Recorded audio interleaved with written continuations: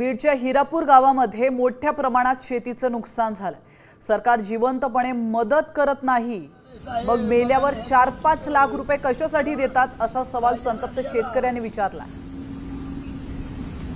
तर विष्णुपंत उफाडे या शेतकऱ्याशी संवाद साधलाय आमचे प्रतिनिधी सागर आव्हाड यांनी।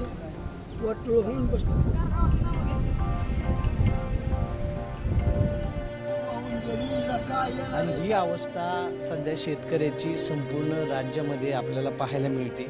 हातामध्ये एक कपाशीचं पीक आहे आणि हे पीक पूर्णतः वाया गेलेलं आहे। मी आता गेवराई तालुक्यातील हिरापूर या गावामध्ये आहे आणि आत्ताही तीच परिस्थिती पाहायला मिळते। अजूनही गुडघ्या एवढं चिखल जो आहे, पाणी जे आहे ते शेतामध्ये पाहायला मिळतंय।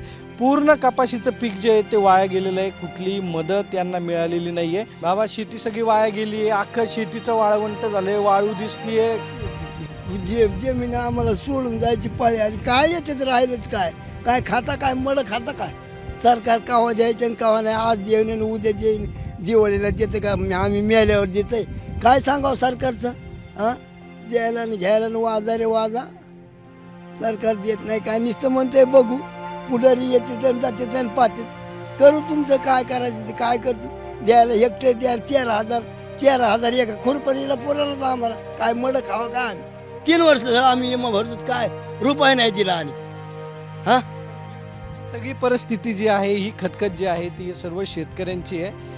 मात्र सरकार माणसाचा मृत्यू झाल्यानंतर 4 लाख देतं, 5 लाख देतं, मात्र तो जिवंत असताना कुठलीही मदत करत नाही असं म्हणणं जे आहे ते या सर्व शेतकऱ्यांचं आहे। आणि ही सगळी परिस्थिती जी आहे ती सध्या आपल्याला हिरापूरमध्ये पाहायला मिळते। कॅमेरामन किरण कादळेसह सागर आव्हाड, साम टीव्ही, हिरापूर। आता isakal.com आहे देशातील नंबर 1 ची मराठी न्यूज वेबसाईट। प्रत्येक अपडेटसाठी isakal.com ला नक्की भेट द्या।